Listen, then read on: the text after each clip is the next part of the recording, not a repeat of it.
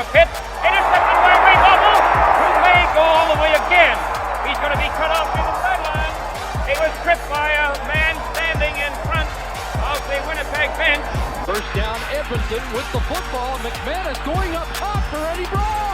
What a catch! Eddie Brown! Touchdown, Edmonton! Penalty markers down all over the field. Illegal substitution, too many men on the field, Saskatchewan. From 33 yards out to win the 97th Grey Cup. Ball down, ball through. Hello, everybody, and welcome to another week of the Football A podcast. It's your boys. It's Hoppa. It's Ant. We're here this week. We are excited for it. Really very thankful for Chris, who is, it sounds like ahead of time. I don't know if this time in between games has technically slowed him down, but it seems like we're ahead of schedule on his way to the Guinness World Record books. So hopefully our guy can keep that good luck going. I'll say it.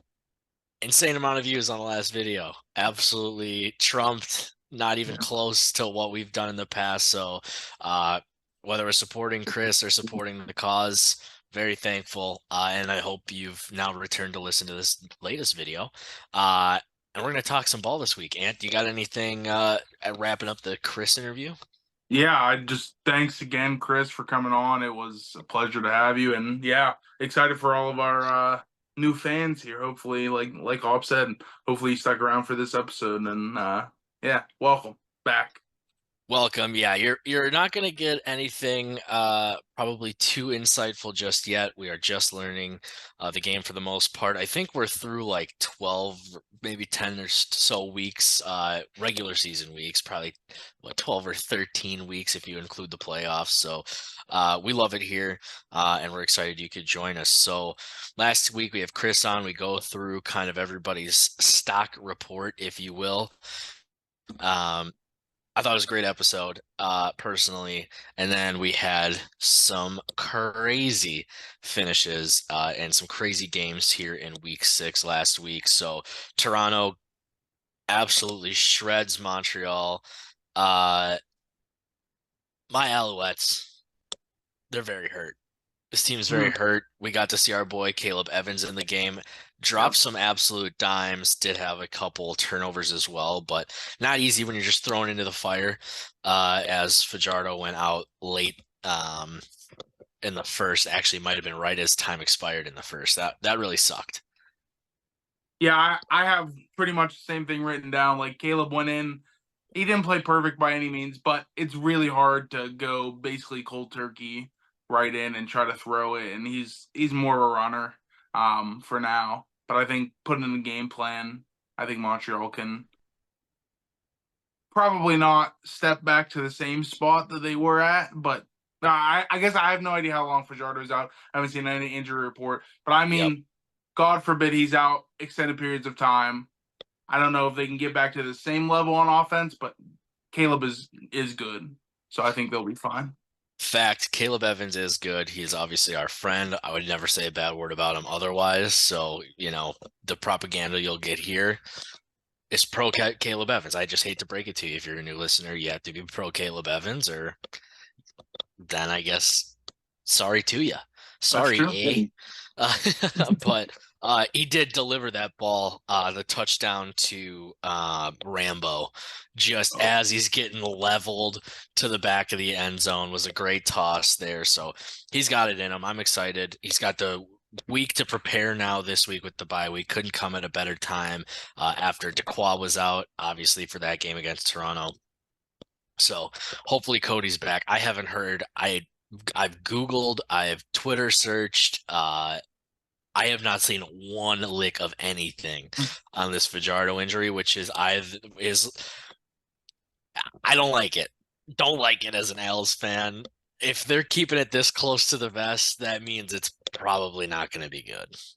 Yeah, I would generally agree that if they're not sharing good news, there's probably no good news. But yeah. Again, I try not to speculate because really, who knows? But Yeah, we hope he's all right. We hope he's all right. it was non-contact. The way he limped off, just holding it and like ran straight to the locker room was not what you want to see. But we'll take the bye week here. We'll get Caleb ready to go. And when the L streak, all streaks must come to an end at some point. It was the L's time. Almost did against Calgary, but Toronto took it to my L's a little bit. Then we had maybe the game of the week. Yep, definitely. Calgary into Winnipeg. We, as a podcast, donated $78 to what is going to be the Michael Cuccione Foundation. Follow the link. We have it posted in the last YouTube video and in the last Spotify link as well. The cause that is supporting Chris on his Guinness World Record journey here. $78, a ton of majors, 8 total majors going into this game. Jake Meyer, he is. Oh, there's a good NFL comp here, and I can't even think. It's almost like Derek Carr, where it's like, dude, I see it, but why doesn't it happen more? I mean, 2 touchdowns, 2 interceptions. Diedrich Mills is awesome. Yeah, go ahead. It reminds me of like Jameis. If you think early career Jameis, that's actually he has a game where he throws for like 400 yards, and you're like, this guy was the number 1 pick. Like, this guy's awesome.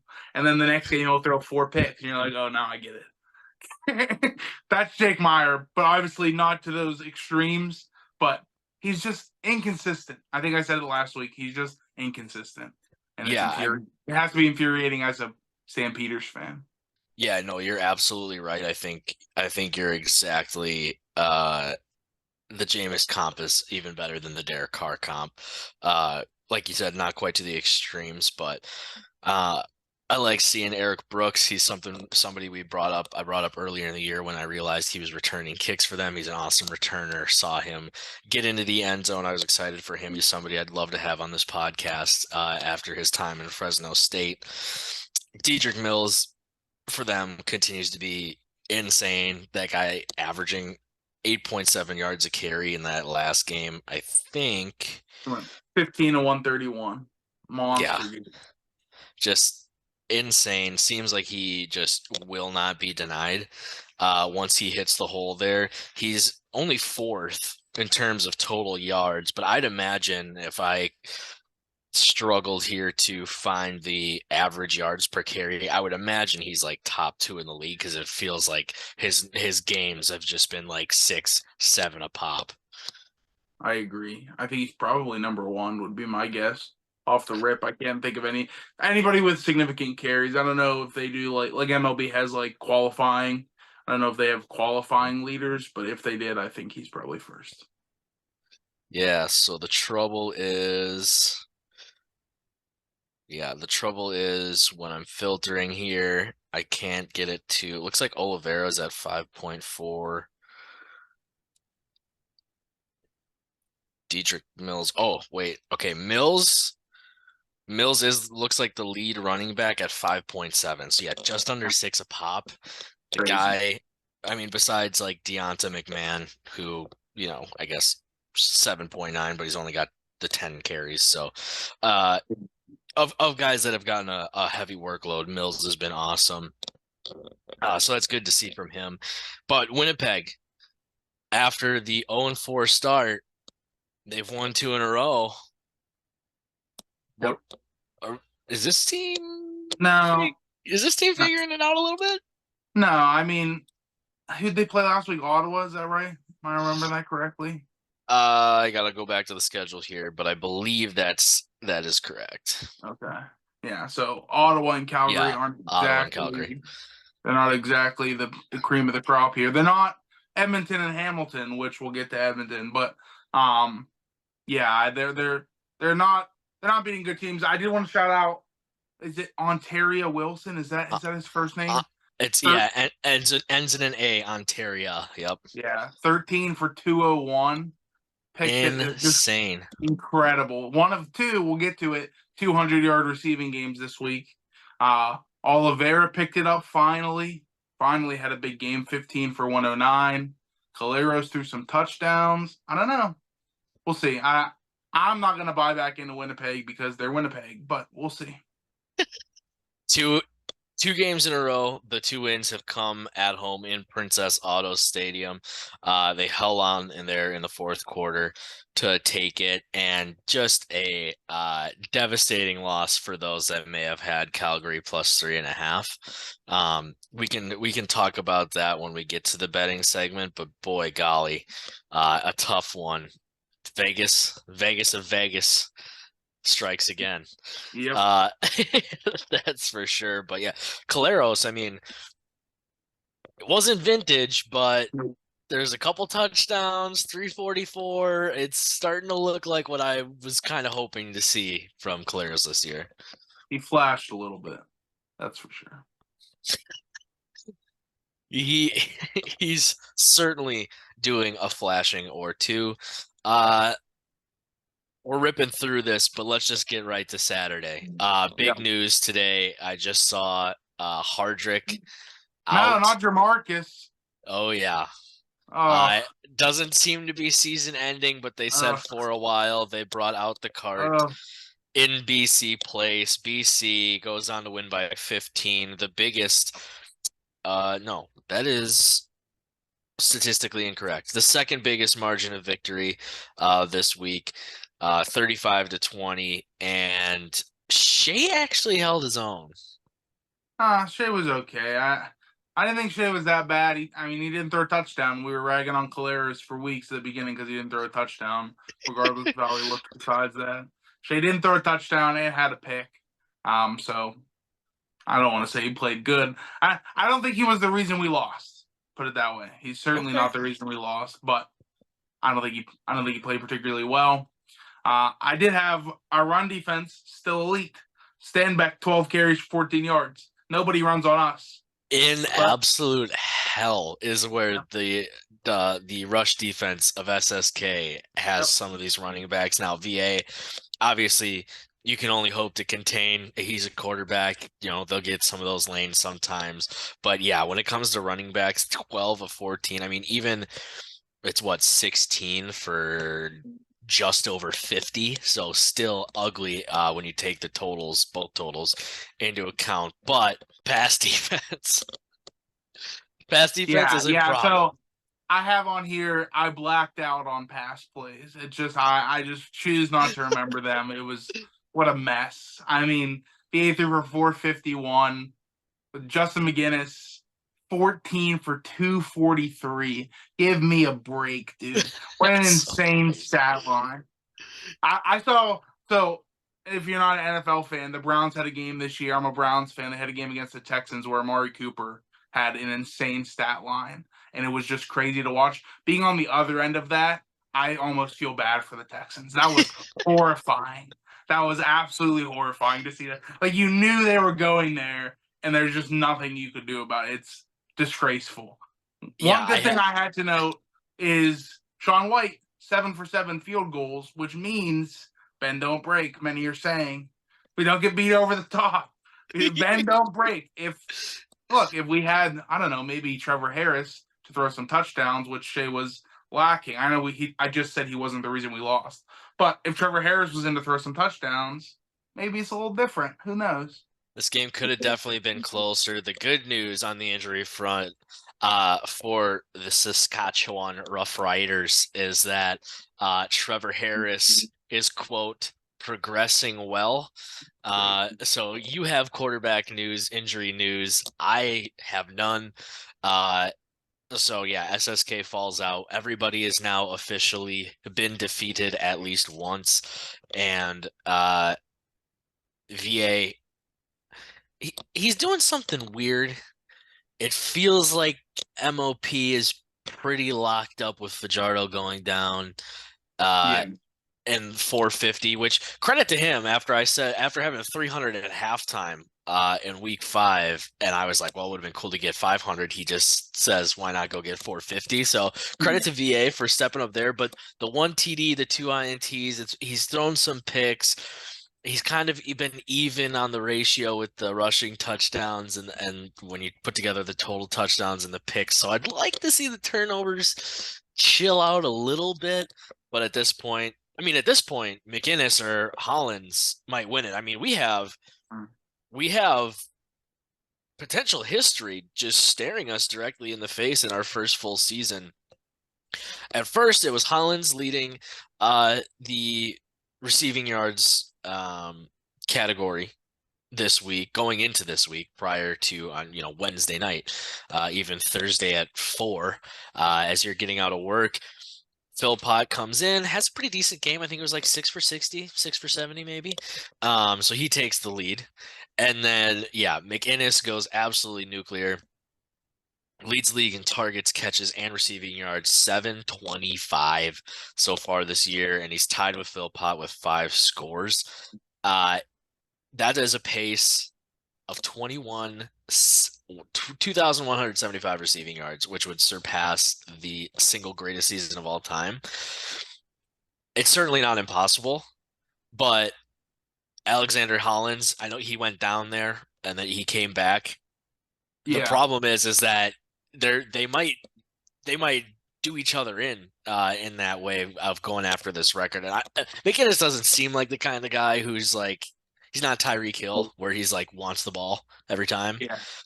Not to say he's not competitive, but I don't think he's going to complain if Hollins goes for a 200-yard spot either. That's fair. It's hard to do the on pace game because I mean, you think about it, he had basically 250 this week. If he has his normal game this week, he's not on pace. He's not even close to on pace for the record. Yeah. So the odds of him having we're what they played 8 out of 8. Are they 6-1? So they've played 7. 5-1. 5-1.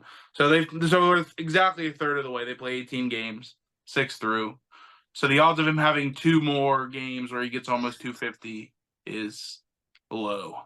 I would venture to guess. Very low.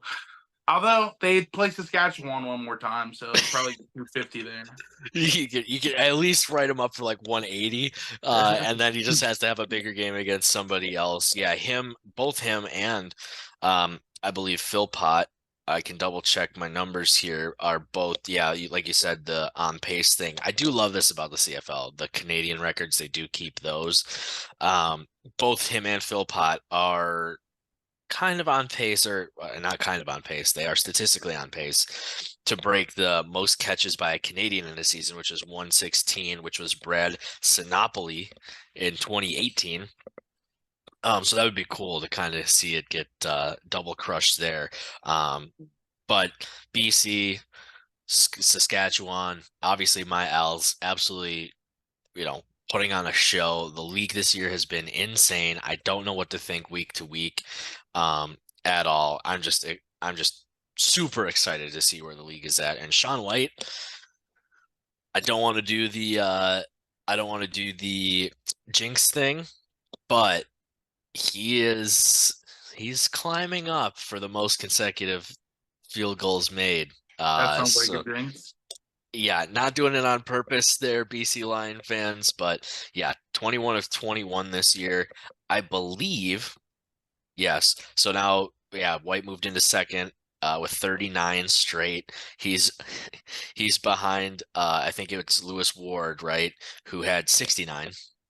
And this is crazy. It's just I love this league. I'm so excited about this league, and we're just getting like insane performances the first time we watch. I hope this continues to be a consistent theme. I love it. All right, we can move on now to the final game of the week, an absolute barn burner, tensest moments. Your boy, I said it last week, if you were so kind as to stick to the end of that show, and I said I will take Ottawa plus 3.5, but my money will be on Ottawa money line. They go up late. Actually, I mean, they were down after the first quarter. They probably should have scored on their first drive. They got stuffed. They didn't. They go up like 12 at one point. Ottawa now has 3 wins this year after we thought that might be their like entire seasons total. I still think it might be. I'm glad somebody's a hater. After I do want to shout out somebody. I believe it was on the Reddit after I posted the YouTube video, said that they laughed at the say something nice about Hamilton segment, but we had been doing that for Ottawa as well, and Drew Brown might be a good quarterback. I put on here Drew Brown is good. I'd like to add him to the list of good players on Ottawa, which now makes two. Him and Justin Hardy. So shout out to those two good Ooh, players in Ottawa. I think that's a little disrespectful to Rock Armstead. Because he is who I specifically wrote down in this one. Running back Raquel Armstead. He was awesome. 4 catches for 31. Did get stuffed up a little bit there. 14 for 40 against Edmonton's run D. But he is. I like him a lot. That's all I'm going to say. I had that. It's crazy. Ottawa had 3 receivers with 110 yards, which is nuts. I don't know if I've ever seen that in the NFL. That's crazy. Hardy, Rhymes, and Pimpleton just menaces out there. Yeah. And credit to Drew Brown spreading it around like that. That's good. Yeah, who would have thought in a week where Vernon Adams goes for 450 that he would be second in the league in passing yards in that week by 30 yards. Drew Brown goes for 480, 2 scores and an INT. One of those scores going to Central Michigan Chippewa, Khalil Pimpleton. All right. Let me tell you folks a little something. If you're just a CFL fan, you might, tune in to the NFL here and there or whatnot, and you're not really into the college football scene in America. Let me tell you about Khalil Pimpleton. This guy, insane speed, which you obviously saw on display on that touchdown. Jack of all trades kind of guy. He's going to return, as you saw. Incredible instincts. Smaller guy for sure in stature, but man, is that heart huge. I was so glad to see him. That is really the epitome of what I like to see in the CFL as an American. I like seeing these guys who are awesome. I mean, he was an all-conference type player for Central Michigan. And I'm so excited to see a guy like that I can resonate with in that way, because he was so awesome to watch at like 3:30 on some Saturdays on like the gray turf against Eastern Michigan. It's just it's just something you got to enjoy. He's from a small town in Michigan, not too incredibly far from myself, but he has made his way to the CFL and he made a pretty massive impact. Yeah.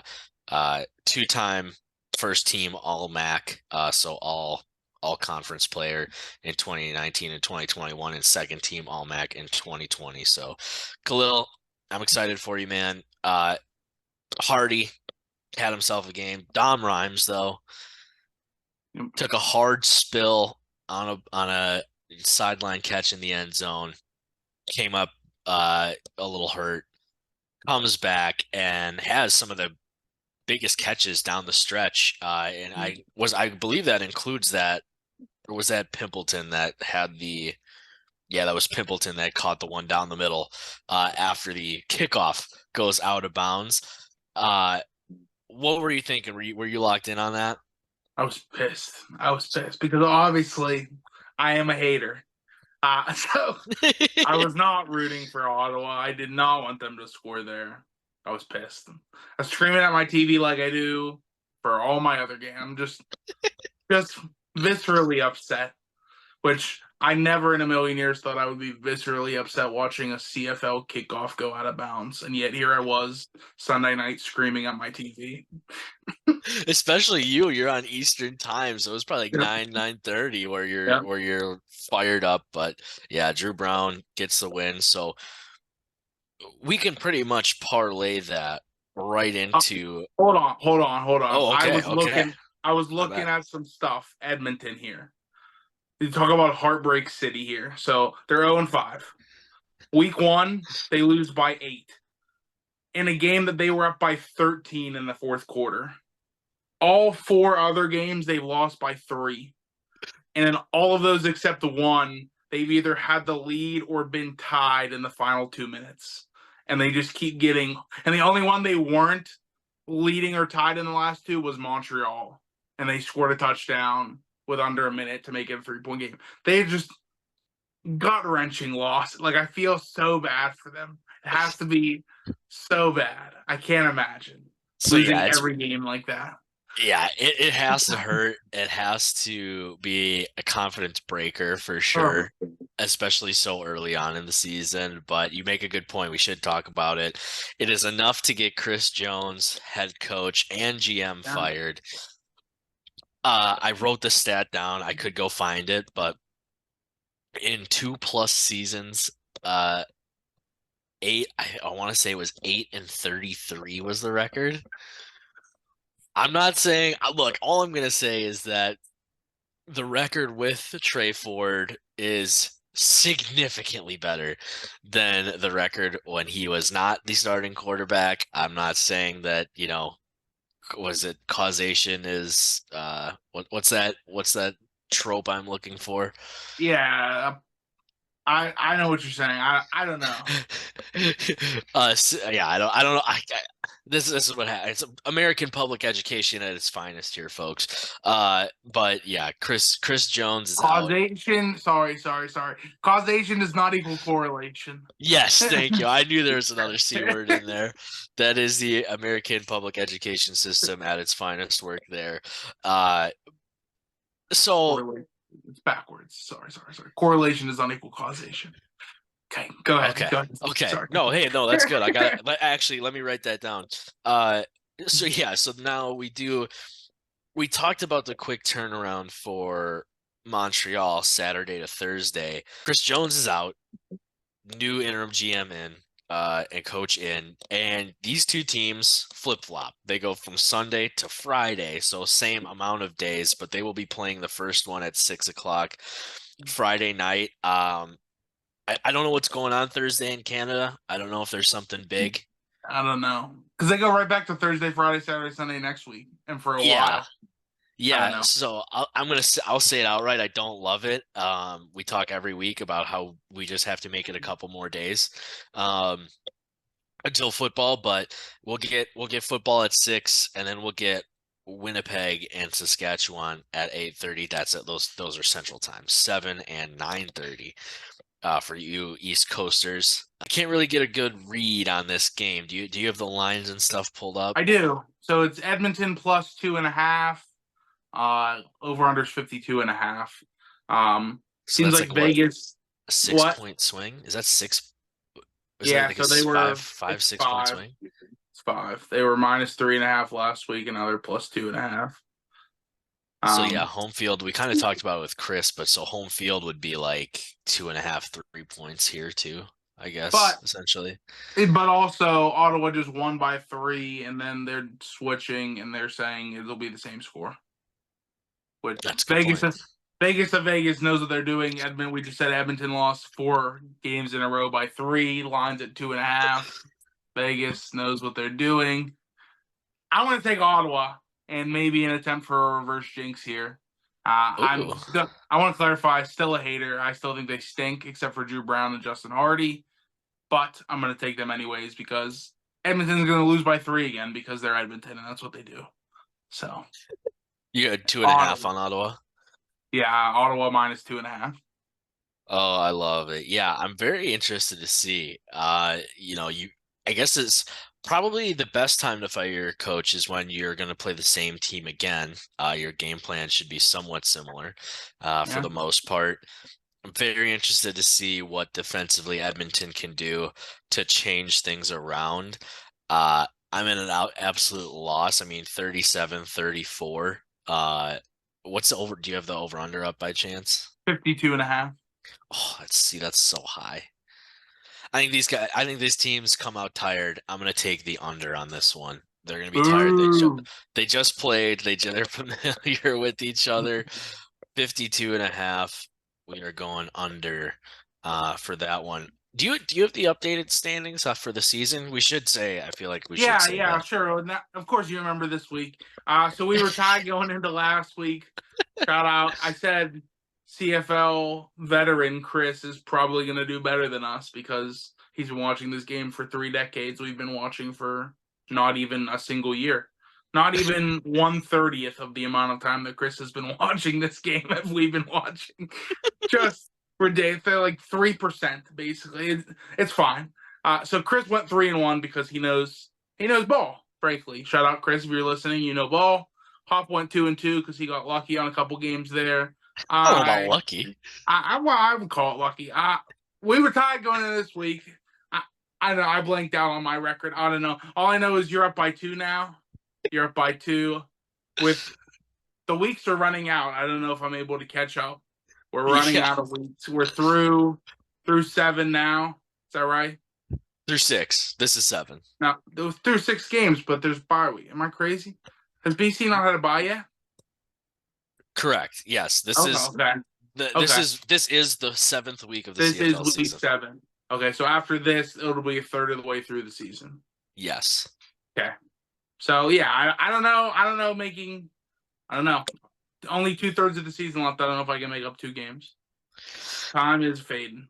Time is a fact that we are closer now to the end of the season than we were last week, and we will be closer to the end of the season after this week than we were at this time as we record. So I don't know what you did there. I couldn't track that. It's fine, but I just want everybody to know who's listening. I will beat that joke into the ground. I will say that joke every single week. It does not matter. I will beat it into the ground. it's probably my favorite joke that we have so far. So I hope people get used to it. So that's for our own sake. The other problem with this Friday thing is I don't know if you've noticed, but these games are usually about 3 hours, so we're gonna be kind of cutting into time. And look, I'm not in Canada. I don't have TSN. So is one of these games on CBS for us Americans, and then one is I don't on know. TSN? I haven't looked yet. I haven't looked. That's gonna be important information that I'm gonna need to know and rather soon because I'm not really trying to miss a second of either game. So That's fair. That's fair. especially with Winnipeg and Saskatchewan this week. Yeah. I don't know. Are you gonna go at Chris on Twitter while he raises money to defeat childhood cancer, or are you gonna leave it be till the Banjo Bowl?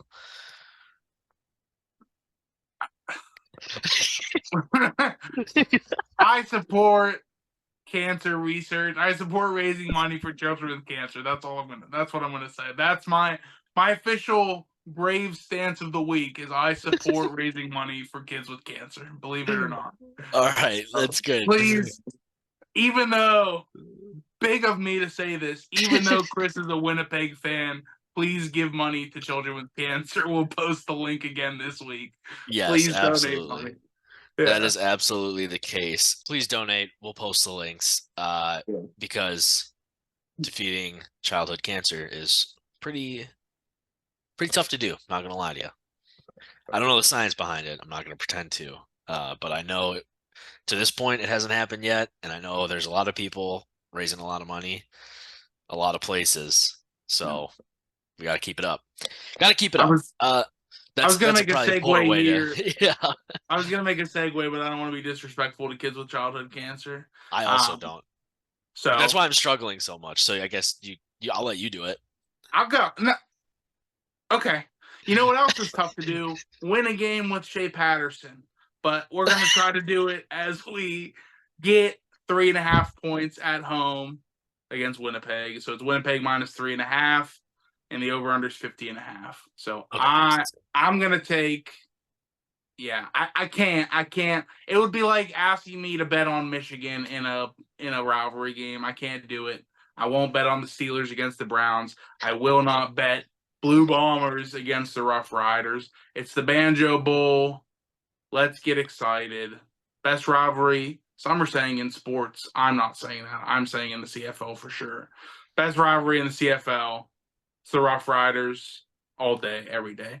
Rough Riders money line because throw out the record books, throw it every. Now, Shea Patterson winless in rivalry games. I will note never won a rivalry game in college. I would like that on the record, winless in rivalry games. But he's going to break through this year. He's going to break through right now. So I do have to push back on that a little bit. Did he win when he was with Ole Miss against Mississippi State? Oh, that I don't know, Okay. and I don't know, and I don't care about that. The the counterpoint that I'll make is, what is his alma mater's record since he left? For some reason, I'm blanking. Look, maybe it's a good thing. Maybe it's a good thing he's out of that program now. When VA would throw a pass on Saturday, I just blacked out. I don't know what happened the last 3 years. Oh, you're too good. You're an absolute gem, man. Yeah, I hate this line. It is a disgusting line. 3 feels like what the final score will be. You do have to throw out the record books, but Zach Collaros looked much better last week, especially comparatively speaking to the rest of the season. So I am actually going to be on the opposite side. I think Winnipeg's defense does some heavy lifting and is able to give Shea a hard time, leading to at least a 4-point victory. So this is one of the games that I could possibly make up in our ever so declining number of games left to pick. Well, I did take the under in the That's true. first game. So end of Friday we'll be tied again, or I'll be down 4. We'll see. yeah. Friday's going to be a huge momentum swing, potentially. Yeah, but SSK and Winnipeg picks will go directly head to head. That leads us to Saturday. Toronto minus 3.5 at Hamilton. 52.5. Which is crazy. I knew the line. I don't understand the math. Feels like a trap line. We talked about this a few weeks ago. I don't know if they do trap lines in the CFL. Well, the Vegas of Vegas, we know, does trap lines. By the way, has there been anything, at least in our very short history as a podcast, more disappointing to find out than Vegas just being the Vegas? I mean, I that's also going to be a great running joke, that the Vegas on Vegas, but that was a heart-wrenching discovery. But I guess it makes sense. But yeah, I get it. It's fine. I'm not that upset. But we know Vegas likes trap lines. This feels like they would set this line so that 90% of bets come in on Toronto minus the points, and then Hamilton wins outright and just destroys everybody. Everybody mortgages their house on Toronto minus 3.5, and then everybody loses their house, and the housing bubble bursts. But I love the idea of a CFL game being the reason of a massive financial crisis potentially. The housing market would be awesome. We got real serious. The last 2 games we talked about kids with childhood cancer and the housing bubble bursting when relating it to the CFL. Yeah.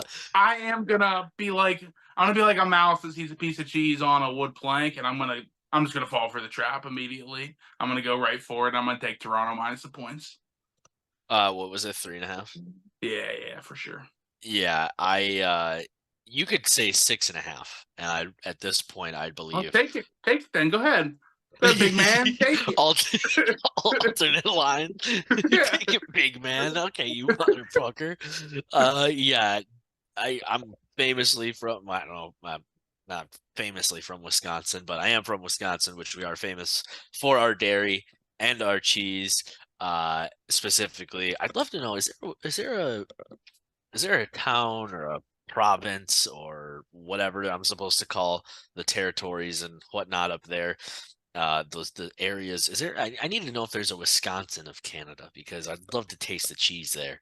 I'm sure with the colder climate, the cows, I don't know. There's got to be some science in there about the quality of cheese because of the cooler cows. I don't mean to be disrespectful to Wisconsin. I don't know if Wisconsin has a distinct enough personality. This is going to be terrible for our Canadian viewers who don't know American geopolitics here, but I don't think Wisconsin has enough of a personality to be like, oh, this is the Wisconsin of Canada. Wisconsin is just the Midwest. They're just like every other state in the Midwest. They're just what it is. We're a little bit special, but we do Okay. have the water park. Because you make cheese. Yeah. Okay. We make cheese, and we have the water park capital of the world. So, and I'm from the troll capital of the world. So suck it. I'm 26 years old, and this is the first I'm hearing about any of those besides cheese. So my outside perspective is Wisconsin is the Midwest, but with cheese. All right, I can handle that. I can handle that. Yeah. Maybe somebody will come in and say, "Oh yeah, I mean Wisconsin is this area of British Columbia." I don't know. We'll see. That would be great. Please, somebody let me know. But you guys have been pretty bad at that in the past. I've had to rely on Chris to tell us the Vegas of Vegas. So we'll find out. But I'm also going to be that absolute scroungy rat and take Toronto -3.5 as well. Lastly, certainly not leastly, on Sunday, BC heads to that beautiful stadium in Calgary.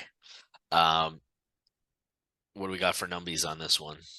BC -4.5 at Calgary. Over/under is once again 52.5. 3 of the 4 lines this week are over/under at 52.5. Vegas is getting lazy. They're just like, fuck it. We don't care. 52.5 somewhere. Just throw them for all the games.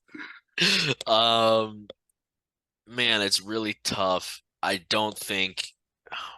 BC's defense. I'm gonna take BC. No, I changed my mind. I said it out loud, and then I immediately changed my mind.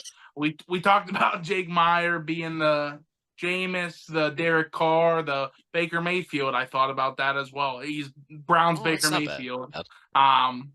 Very inconsistent, but he's coming off a bad game, which means good game this week. So I'll take them to cover at least. Calgary at home too. Feels like a spot where they're going to cover. Jake Meyer off a bad game at home. I'll take Calgary with the points. Ooh. All right. We'll give you a chance to make it all up. Let's go. I could be leading by the end of this week. You could. Some are saying. I'm going to take BC with the points. That is 4.5, so I'll need 5. Calgary just has to keep it close. They've played really close many games this year. I think I'm like 3-0 when betting on them this year. Luckily, but those, my friends, are our picks and some of the recapping of everything that has happened this week. Minus any news on Cody Fajardo, because God forbid anybody let me know if his calf is completely torn off the bone, or he's going to be fine, or he's going to be out a couple weeks. God only knows what's happening there. God and Jason Moss. So at this point, and probably Anthony Calvillo, I would assume knows. Caleb Evans might know. I'm not going to text him, though. I'm not going to text him. No. Don't bother him. He's got to practice. He's got to start in a couple weeks. Yeah, that's a good point. I miss Caleb Evans. Can I say that? Is that weird? I don't think so. God, he's such a good guy. Facts. All right. No more gushing about Caleb Evans. We'll have more time for that next week on the Football A podcast. You can listen on Spotify, or you can watch on YouTube. If you'd like, you can follow us on X or Twitter, where we will be posting the link for the Michael Cuccione Foundation, where we will try our best. Maybe, I don't know. We did kind of a last second, the donation thing. Maybe we'll try to pick a game this week again that Chris will be at, or maybe do some sort of fun game with the total points or something like that, and continue to help raise awareness and stuff like that. So stay tuned. Follow us on Twitter for that. Otherwise, Ant, any last remarks? Let's go Rough Riders. Banjo Bowl, excited. First Banjo Bowl. I'm excited. Let's get it right. Is this I feel like the Banjo, is it only in September though? I don't like this because I don't know that does this considered the Banjo Bowl, or is it only the September game? No, I think they play twice a year. Why would every game not be the Banjo? I thought the Banjo Bowl was just a game between, like if Auburn and Alabama played twice a year, it's still the Iron Bowl. Like they just twice. I don't know. See, no. See, this I'm is wrong. just Winnipeg and Saskatchewan. September 7th is the Banjo Bowl. I don't understand. Maybe the Banjo Bowl has to be in Winnipeg. I don't know. The club will play 7 and the Banjo Bowl. The annual Labor Day Classic and Banjo Bowl. Ah, maybe it has to be Labor Day. I don't know. Somebody explain. Snack Bites Pete, Chris, somebody. We had a few new Winnipeg followers this week. If you're listening again, please somebody let me know the difference between this game and the Banjo Bowl because apparently they're different. Yeah, I don't know. I guess. Yeah, I don't like it. We can play twice a year, Winnipeg and Saskatchewan. I'm all for that. We play it 18 times a year. Give it to Yeah. me. Yeah, but I need one banjo. I need the Banjo Bowl first, then give me the next game. Fair. I can't be doing this game. Oh, hey, it's technically like like it's the same teams. I just, it'd be like if the Badgers played Minnesota week 4, and then actually it's like if the Packers played the Bears like week 4 and then week 12, but week 12 was the Banjo Bowl, I guess. Good one. Good one. You got lost in the sauce there. Yeah, I don't know. We don't have a name for it. It's just the oldest rivalry in football that I'm aware of. That I don't know if that includes the CFL or not. So I don't know. Anyways, should we shut this thing down? Yeah, let's do it. All right, everybody. Thank you so much again. Please tell your friends, tell your parents, tell your cousins, maybe even if you have a large family. Let us know, or don't let us know about them. No, let them know about us. Go knock on all of your neighbors' doors and tell them to come listen to our show. Why don't you actually don't, because watch them all on different modes. Get in the same room and all on your own personal devices. Load up the pod. Well, actually, here's a promise I'll make. If you send me video proof of you knocking on a neighbor's door to tell them about the Football A podcast, you have to I don't know how you're gonna prove it's not your own home, but we'll do honor system. Actually, no. Okay, ready? Here's how we do it. Here's how we do it. Okay, you have to send me your home address. Oh, a video, yeah. a video of nobody on the planet is gonna be like, "Hey, here's my home address." No, wait, hear me out. I'm not done.